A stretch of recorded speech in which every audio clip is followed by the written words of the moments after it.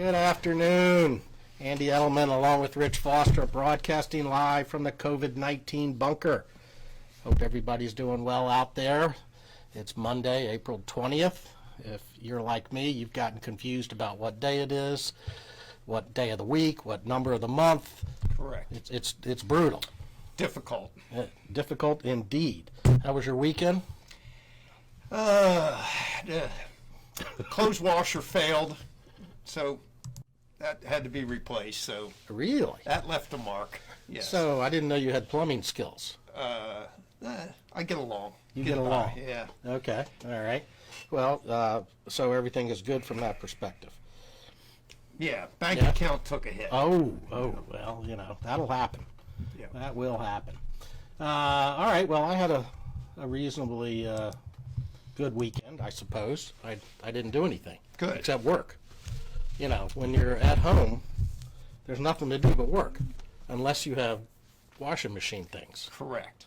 So I'm finding it kind of annoying, frankly, to be working that much. But c'est la vie, right? Yep. Okay. So everybody here at MTH is doing well. Nobody has the COVID. We haven't heard of any of our retailers that have it. Everybody's just dealing with being shut down and making the best of it, as are we. I believe tomorrow we have our container coming in with our York cars and a bunch of other things. We talked about that last week, and that'll be here tomorrow. Our crack warehouse staff of one will be busy. I got something to do tomorrow. What are you doing? It's broken. Yeah, it's broken. I understand. I can't help it. Yeah. Okay. Well, that's his problem. Yeah. Yeah. Exactly. As usual, we would like everybody to post some questions if they have them. I did go back through last week's broadcast, and Rich, there were 267 postings, some of which were less than endearing in terms of you. Most were fine for me. I'm used to it. But some folks were a little annoyed, if you will, about our lack of answering a lot of the posts. And it's just awfully difficult to do that in this two-person setup. Normally we would have a third person here feeding us questions, because I'm looking at two different screens, you're looking at one, and I'm flipping back and forth with different views and so forth. So it's been challenging. So I don't want to discourage anybody from posting. Please do so. There'll be a special prize for somebody today if they do. But I thought I would go back and look at a lot of those comments and see if we could address some of them today before we go in through the rest of the broadcast. Alrighty. All right. So I'm going to focus just on the Protosound and the DCS Wi-Fi questions that we had. There were a bunch more. And I'll look at those, I already have, obviously, and probably feed them into the next broadcast, along with anything that pops up this go-around. Some of the questions that were outside the scope of Protosound and DCS concerned some things that I think we did address, like the HO Berkshire, when it's coming. We had that in June, I believe, is what we discussed last week. So there were a couple of those types of questions. I'll go back through and find the others that I think are relevant if we don't get to them today. But in terms of the DCS system and Protosound, there's about 8 or 9 questions that I thought we would address today, because we'll also be talking about the Wi-Fi app a little bit later, and I think it might be relevant to our discussion. Any questions on your end? No. Oh, excellent. Carry on. All right, thank you, You're sir. doing fine. Excellent. So I didn't put anybody's last name in here, so I have two, I think they're the same guy, 2 comments from Brandon, unless we have two different Brandons out there. But one of his was, why does the Wi-Fi app take 2 minutes to boot up after power is applied, but the remote works instantly? Do you know the answer? Oh, it takes time for the Wi-Fi That's to exactly boot up, but Yeah. it shouldn't be 2 minutes. It should be... It's about 45 to 50 seconds, That's somewhere right. in that range, been my experience. But that's exactly what it is. When that Wi-Fi box, whether it be the WIU or the DCS Explorer, turns on, it's looking for devices that it's going to connect to. And because it could be, if you have it in home mode, it's got to connect to the home. If you have it in MTH mode, it's going to be looking for a phone or tablet that was previously connected. So it takes a little bit of time, about 40 seconds or so Yep. to boot up. The remote obviously powers up, the microprocessor in that spools up real fast, and it's ready to go. So that's a trade-off. But I would tell you that if you're using the Wi-Fi app, you can really see the difference in the speed of the Wi-Fi versus the remote, especially if you have the premium version, where you're able to query the locomotives on your layout. Actually, even in the free mode, when you go to query the locomotive, the layout, it finds the engine super fast. And for those of you who have been using the remote itself, you know that we recommend that you actually load one engine at a time. Whereas with the Wi-Fi app and the Explorer and the Wi-Fi interface unit, the WIU, it'll go and find everything on the layout that's not already programmed into your device, your tablet or your phone, in a very short period of time, far quicker than the remote. The other way you can really see it, as I hinted at before, is in the premium version, where you're querying the locomotive, whichever locomotive is active, and you want to ask it how many miles have you traveled, how many hours have you been booted up or whatever. If you compare that using the Wi-Fi app versus the remote on the same engine, you'll find that the results are returned instantly with the app, but take a couple of seconds with the remote. So there are trade-offs. The boot up time that Brandon asked about is a necessary evil, but beyond that, it's much, much faster. Yeah, once you get it up and running, everything works better on the app. So, no question. Now, from Scott, he asked, when will the app be configured to control Z4K tracks? Do you remember the Z4K? Oh, yes. So the Z4K, and actually, it's kind of interesting with the Z4000 transformer. We made a remote control for that. Yes, we did. And that particular device consisted of a physical remote and a receiver, much like we have with the DCS Remote Commander, where it's a infrared remote and a receiver that plugs onto your track, or even the app and the WIU or the Explorer. Two things are talking to one another and then to the train. In the case of the Z4K, you could remotely control the output of the Z4000. The downside to that is that it was working with a 900 megahertz radio built into the remote itself and the Z4000 when it plugged, well, the receiver plugs into the Z4000. And the DCS system with the remote also works off a 900 megahertz radio. But the app and the Wi-Fi interface unit and the DCS Explorer are running off of Wi-Fi. Two different protocols. One cannot talk to the other in our current configuration. So right now there's no workaround for a Z4K controller. So you physically will still have to throw those handles up to power up your TIU or your Explorer, whatever you're using the Z4000 for. So that's a downside to it right now. Perhaps down the road that could be resolved, but unfortunately there is no solution today. Now from Dennis, he's asking about our HO Commander. And I believe what Dennis is referring to is the DCS Commander, which came out 10 years ago, give or take. That is correct. And we currently don't have any inventory of it. I did check before coming down here. There are a handful of dealers that do claim to have it on the product locator. Both the standalone Commander and the Commander with the brick. So you can find them out there using the product locator.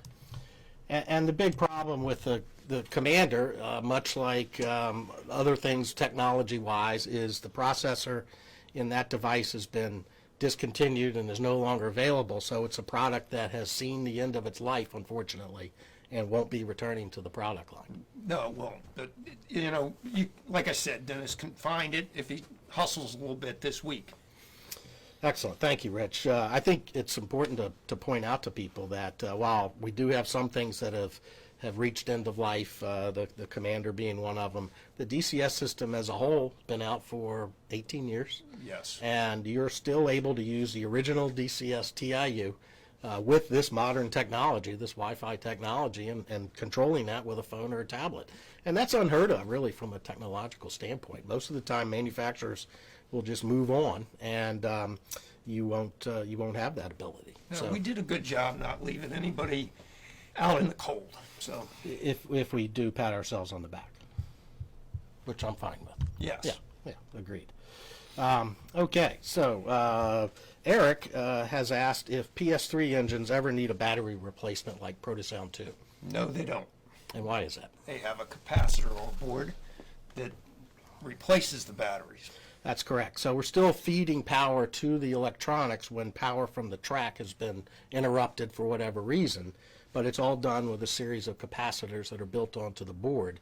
And there's a similar type of technology that you can put into your Protosound 2 or even your original Protosound engines. What's that called? A BCR. A BCR. And that's made by a third party, whose name escapes me off the top of my head. But if you do a Google search for BCR battery replacement, you'll find the name of that company. I'm struggling here to remember what the name of that guy is. I can't remember But either. we have blessed that technology. It works essentially just like our onboard capacitors in the Protosound 3 boards. And the big difference there, if PS3 to PS2, if you're running conventionally and you have a good battery in your PS2 engine, it's going to fire up almost immediately when the power hits it. Where with the PS3, it's going to take 7, 8, 10 seconds for that engine to come to life because of the capacitor. And that's important when you're talking about the early Protosound engines, where some of them might have a problem with a dead battery that could harm the electronics, or I shouldn't say harm, it really kind of scrambles them. Certain models, not terribly many of them, but some of them. And the solution there is... That's the original Protosound. The original Protosound, that's correct. And the solution there is you wait the 25, 30 seconds for the BCR to boot up before you engage forward or reverse. Yes. From Raphael, is it possible to redo the sound files in the original R42 subway set? So I'm not sure what Let's see. he's talking about, other than the fact that he would like to see new files be put into the old set. And the beauty of Protosound is that we can do any kind of sound file and change them. And in some cases, we've done that and published a new file. So, Raphael, if you have a specific desire for that sound set, if there's something that you would like to see changed, I won't promise that we would do anything about it, but we certainly need more detail from you as to what it is that you're looking for. But that's the beauty of the Protosound system, is that we are able to put out new files, and you can download them and reprogram your files yourself using the DCS loader program, which is on the website. If you go to mthtrains.com/DCS, you'll find all of that software. It's free, fairly easy to use, and we have tutorial videos at that same location, mthtrains.com/DCS, that will walk you right through that whole process. From Jake, Jake's been busy during the quarantine, laid 6 scale miles of track, and is excited to run choo-choos. And he says his DCS Explorer can't handle it. So my guess is, Jake, you don't have enough drops or enough power running through your DCS Explorer for that much track. Well, with 6 scale miles of track, he could have quite a number of locomotives. He could be drawing a lot of amperage too. Well, so, keep in mind he's using an Explorer, and the Explorer is going to run 3 different engines. So I think the real issue there is that he probably, at the very least, doesn't have enough drops going from the Explorer out to the track. So you could use a terminal block to divide up the power to the various sections. We recommend about 12 to 15 feet per drop. The other problem is how much power you've got going through there. And unfortunately, with the DCS Explorer, unlike the DCS WIU, you're unable to double check the strength of the signal. Correct. So there's no real way to troubleshoot it beyond the simple number of drops, having more drops. Yeah, he also wants to know when the TIUs and WIUs become available, which end of June maybe? Maybe. I haven't seen. I'll have to ask Dave schedule. again. Yeah. We'll have to rope him into certainly, one of these so he can tell us this stuff. Anybody laying 6 scale miles of track is going to want to. Well, you got a lot of ballasting still to do. There's plenty of time. He's going to want to upgrade to to a TIU because he's going to have a lot more locomotives on there. So. For sure, for sure. Brad came back with some quick tips on upgrading the TIU WIU from TMCC to a legacy setup.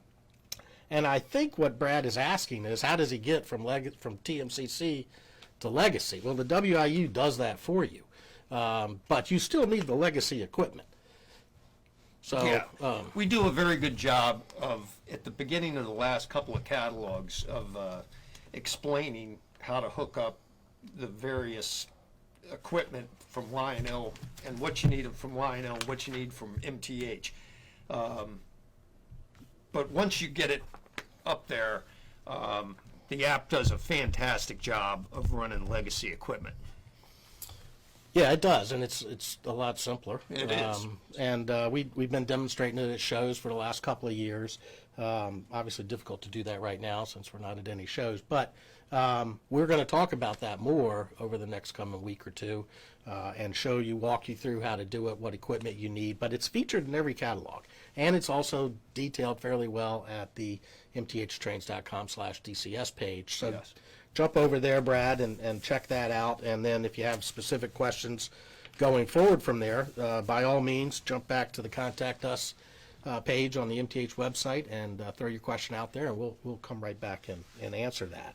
One more here. This, again, Brandon, I assume it's the same Brandon, wants to know more about quilling diesel horns and when can we expect that to be more widespread. Well, I think the key there is to understand that we're only putting quillable horn sound effects into engines that have multi-chime horns. Yeah. So you won't see it for F3s and E8s and Alco PAs, things like that, where there was a single chime horn. It's hard to quill a horn like that. The other thing is to kind of remind people that this really gets into the imagination scheme. I mean, you can't really quill a diesel horn. The endings will sound different. That's really more of how the horn effect vibrates off surroundings. When you hold the horn button down for a long period of time, the ending will change, and that's really our way of simulating vibrations or reverb or whatever I want to call it there in a valley or through buildings, like echoing off of buildings. Excuse me, but it's not the COVID, but a little tickle there. But you really can't put that into engines that are single chime. So it's really multi-chime horns. And what we've been trying to do in our catalogs and on the website is, if an engine has a multi-chime horn, and it's in our Premier line, then we list that it has a quillable horn. And you'll be able to see more of that and how you mess with that, how you activate it in the coming weeks with the app. Very simple to do, and it's kind of fun. He also wants to know if he was able to run TMCC engines from an app with the TIU before Rev L. Okay, so what's the difference between Rev L and earlier TIUs? Rev Ls have both the serial port and the USB port on it. Yes, the answer is yes, you can. You're going to need to get that serial cable splitter that you reference in your question, but it will work. It will indeed. There are some situations where if you're trying to use some of the other legacy TMCC boxes that require that serial cable, I think you run into some problems because the splitter can't go to everything. But our tech guys can walk people through that if they're having that kind of problem or question. And again, mthtrains.com, click on the service link and then fill out that contact form, and that'll get redirected to our service CSRs. And we do have CSRs working the phones and answering emails as they come in. They're running behind. They don't have a full staff, but they are doing that. So don't hesitate to throw that question out there. That reminds me, I did have a question in last week's broadcast about a repair that somebody had sent us and wanted to know the status. And we don't have any techs working. They're unable to do that because of the stay-at-home laws that we have out here. So it'll take a little while for any repairs that are in-house to get farmed back out and fixed and shipped back out. So please just kind of be patient with us in that respect. And we did have a question here about whether Midge is working, which she's working remotely from home. Indeed. And Yep. placing orders for whatever she can do from there, and then our crack warehouse staff of one is getting them pulled and shipped as quick as he can.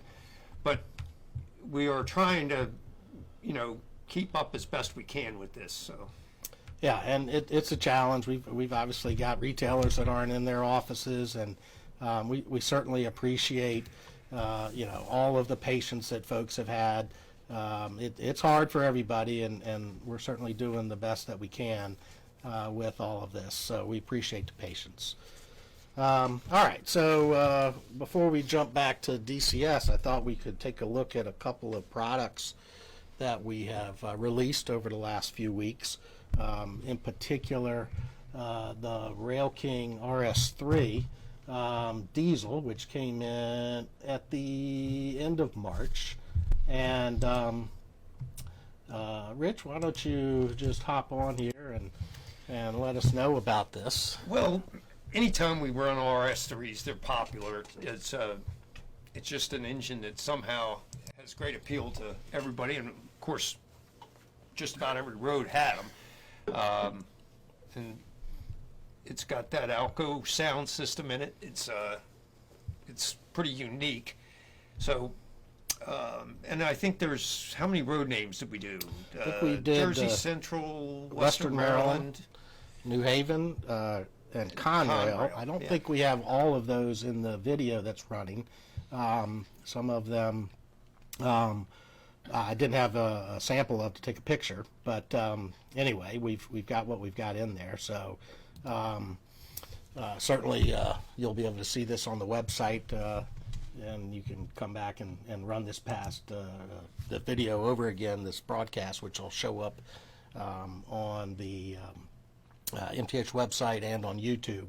That reminds me, we did have another person who asked, excuse me, whether or not we could simultaneously broadcast to both YouTube and Facebook and manage the comments from both.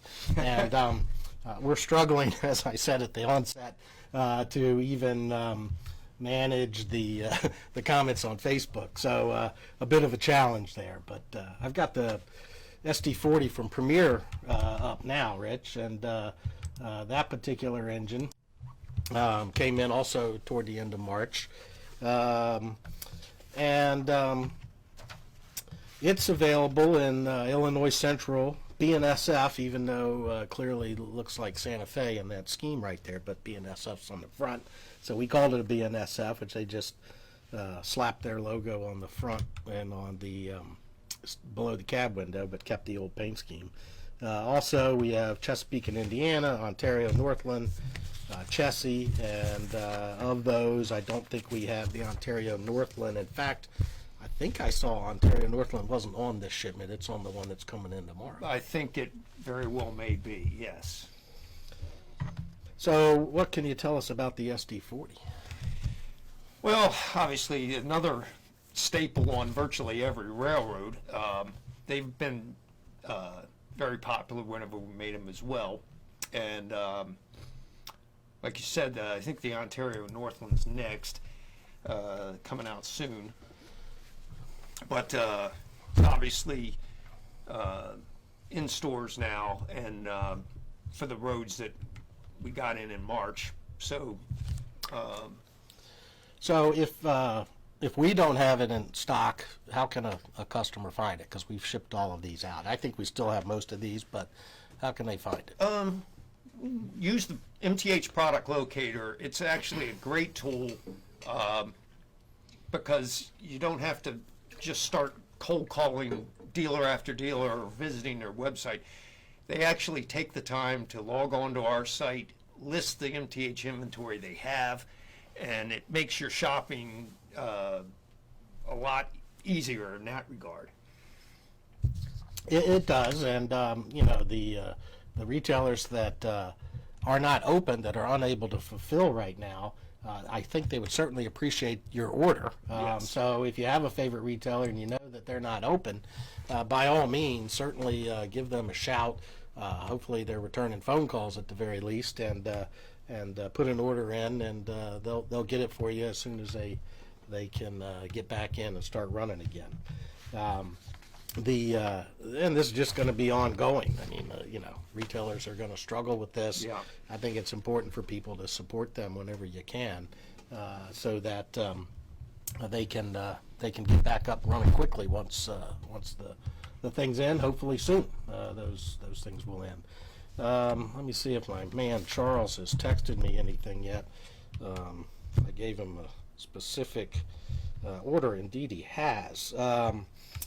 So last week we also did this, but we gave, we have our York car coming in. There's no York show, so the cars are being purchased by consumers and shipped out starting probably on Wednesday. The shipment will be here tomorrow, assuming Ryan doesn't croak in that container. Won't be hot tomorrow, will it? No, it won't be too bad, and so he's in pretty good shape. I expect him to live through it? Yeah. Okay, all right. And it's unlikely he'll be run over by a forklift since he's driving the forklift. Well, unless Mike goes and helps him. Oh, I didn't think about that. Well, hopefully when Mike's in the warehouse, you got to keep your head on a swivel. Yeah, for sure. Anyway, this York car is celebrating our 40th anniversary. We've been mentioning that. Those of you who saw our first 2020 catalog last fall saw the logo that we always create a special logo every 5 years for our anniversary.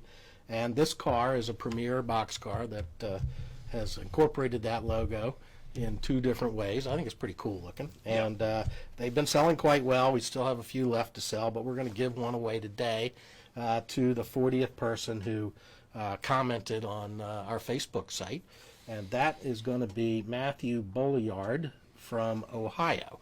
So Matthew, you are the proud owner of a new premier 40th anniversary York boxcar, which we will ship out to you next week or later this week.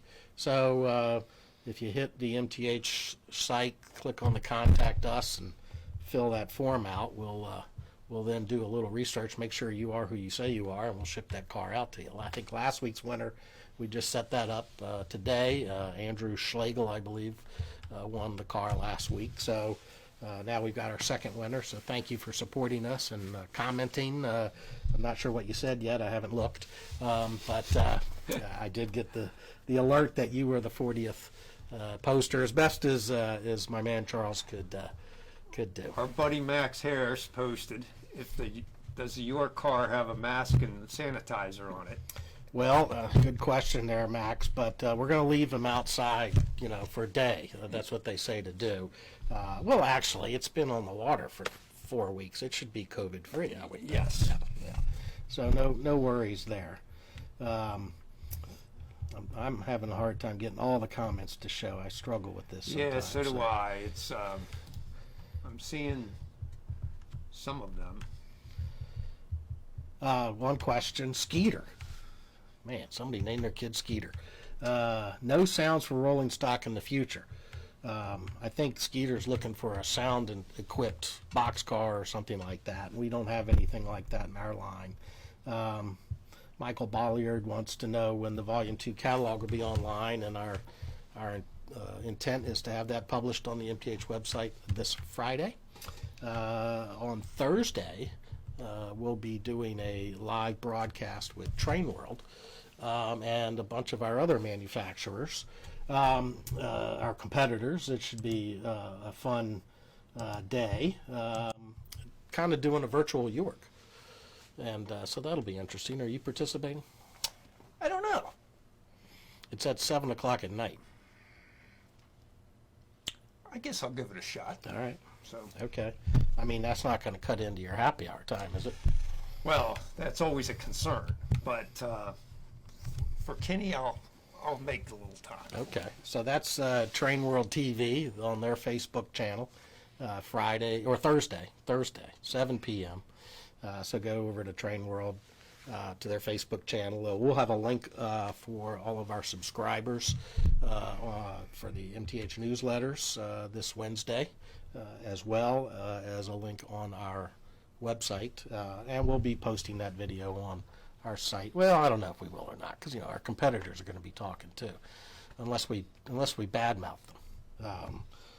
I think. I mean, Mike Phillips is pretty personable. He'd probably be okay with that if I teased him a little. Sure. Yeah. I don't know if he's doing it or not, but we'll have fun with it. I think everybody is. We all get along shockingly, so I think it'll be fun. So I'm going to attempt to scramble through some of these comments as we go along. We're up to 141, so that's nice. Again, we appreciate everybody coming online and trying to learn some things about us and what's going on with us. As I post through that, though, I think let's jump in and take a look at the DCS app. We've talked in the past about Rich Foster being a tech idiot, and Still am. well, yeah. So he's the perfect guy to try to explain to people how the DCS system works and how you can make it active in your layout and so forth.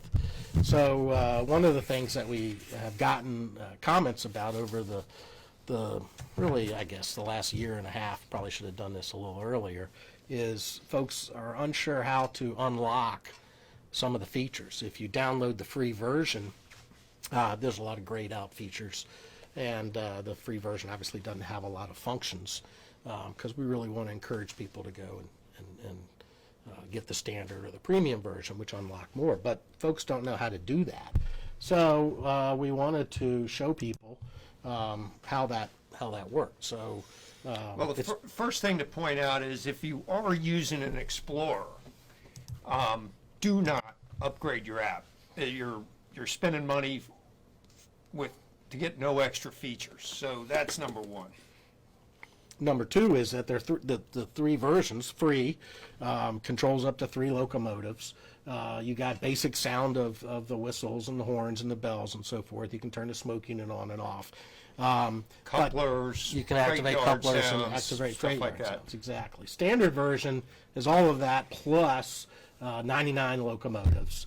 You can adjust engine specific sounds, and you can set maximum speeds and things like that. So that gives you a lot more. But it's the premium version where you get everything. And obviously all the free and standard features. You can control the AIU, the switches and the accessories.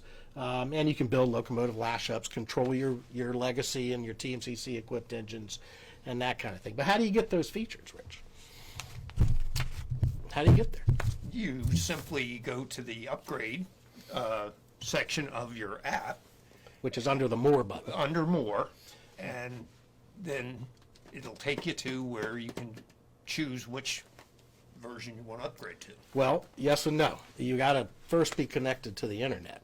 So if you've connected your app to your Wi-Fi, your WIU, you don't have access to the internet. So you got to disconnect from the WIU. So now you're able to go to the internet. And then it's just hit the More button, and then your choices come up, and you're good to go. No muss, no nothing. It's super simple. Just click on either the premium or the standard version, and it will automatically go into your device. The other thing about that is if you have multiple devices, say a second phone or a tablet, and it's under the same account, and by account we're talking about the Google Play account or the Apple App Store account. I think they used to call that iTunes, but now they've broken it off. It's the App Store. If you have an account that multiple devices are registered under, once you've paid for the upgrade, it's good on all the devices. So it's a one-time deal. Now, we do get people that say, well, I've got an Android phone and an iPad.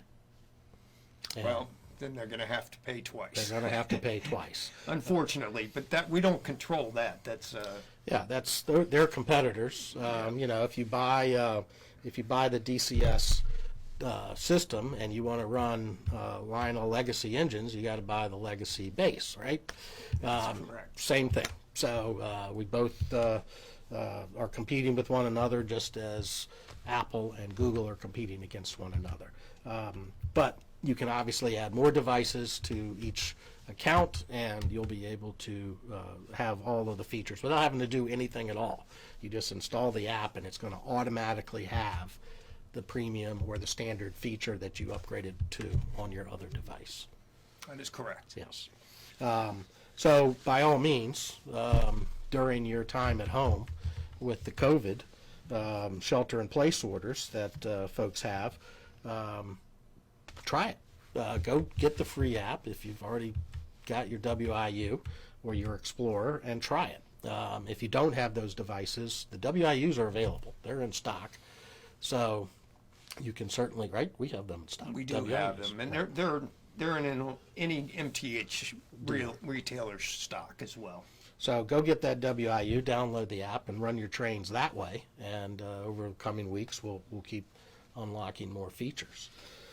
Any other comments that you see out there, Rich? Joseph asked if we can one still get an RA number. The answer there is yes, although staff-wise might be a little hard to get through, but I've been giving out RAs people call sales department, and we do have 2 customer service reps working from home that can give you an RA as well.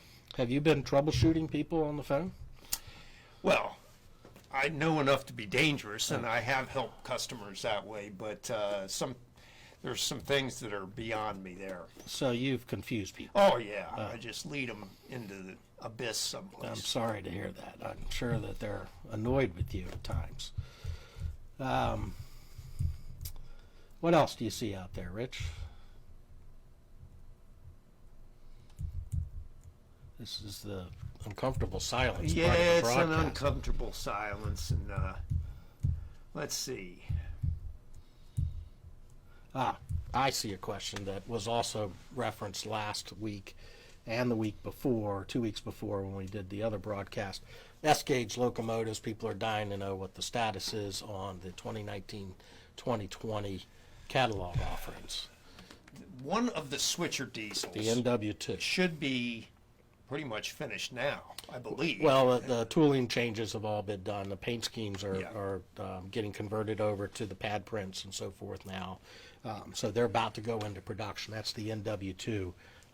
My hope is next week, I've got some video footage of an undecorated model that will show people. So that's the first one, and I think SW8s follow right after that, and then the F7s. Yeah, about 6 weeks to 8 weeks later for the SW8. Right. So why does it take so long on the S-gauge stuff? Because it's not the first time that we've been a little slow.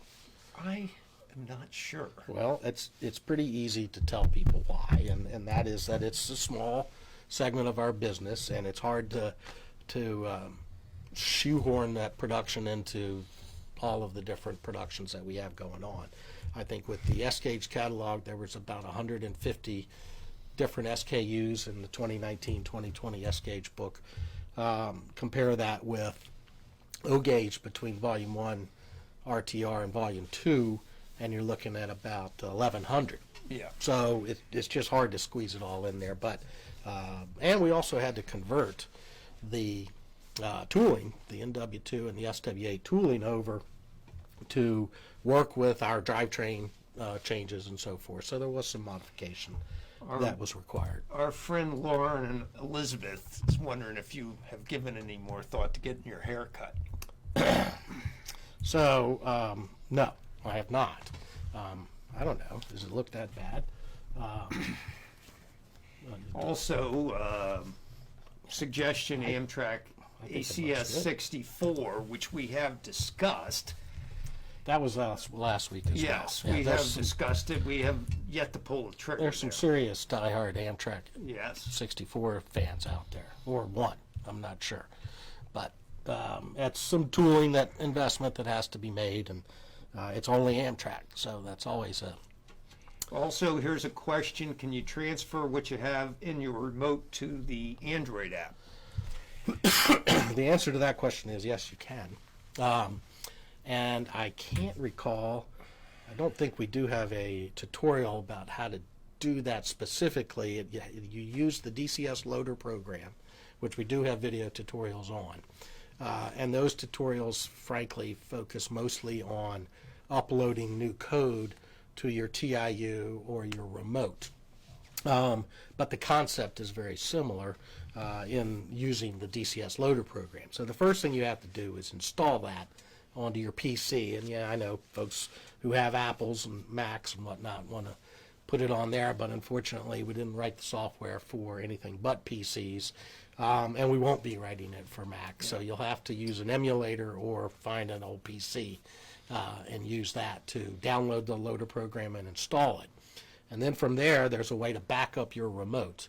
So it makes it super simple if you've got a whole bunch of switches and you don't want to key them back in. For folks that don't understand, if somebody has taken quite a lot of time to load a lot of switches and name them and things of that nature,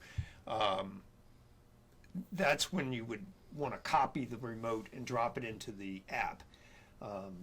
One of the very first open houses I ever did showing off the app, the very first customer that came up to me said he had 7 TIUs and he wasn't going to buy the Wi-Fi modules and go with the app, and I thought it was because he needed 7 Wi-Fi modules, and it wasn't. It was that if he couldn't copy his remote, he had 175 switches that he was using, which that guy's in a pretty rare air right there, but I assured him he could copy the remote into the app. And did you hear back from him?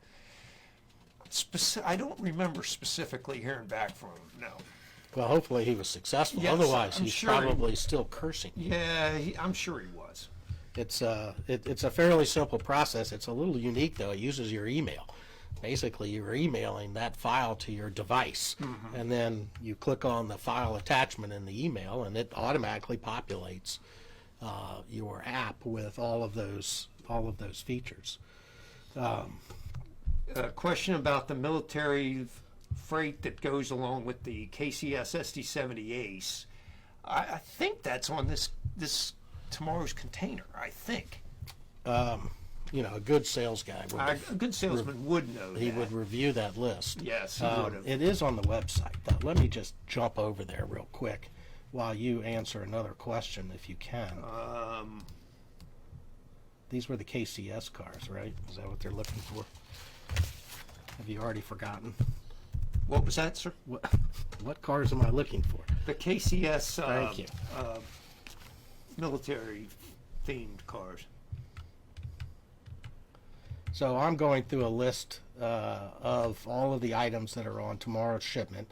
We showed this last week, and you go to mthtrains.com/news/001A, and you'll see that list, and you can scroll through it, and all the items that are on that container will show up. And I do not see Our good friend Dave Manerick from Mercer Junction those cars. is watching. Shout out to Dave. Is Dave open? Dave is, I think, doing what everybody. Showroom closed, but I think he ships few days a week. The other days he just drinks beer. Well, he's a drummer. Yeah. Yeah. So. And he has his kegometer thing there. Does he? Just yeah. Oh, nice. Shotguns it. Oh, nice. All right. Okay. Anybody else out there that I see people are starting to wind down? I think they've gotten tired of your shtick. Okay. Most do. Yeah. Stu from Metka and TCA. How do you work for both? Well, I guess it's kind of the same. Stu does all of the custom cars that MTH produces for the TCA.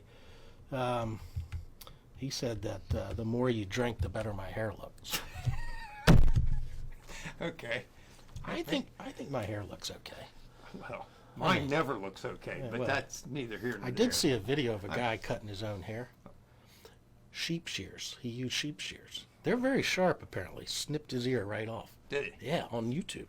It's awesome. Anybody else? Charlie Hirschberg wants you to sing, but I'm begging you not to. No. I actually was nominated for a Grammy in the spoken word album category.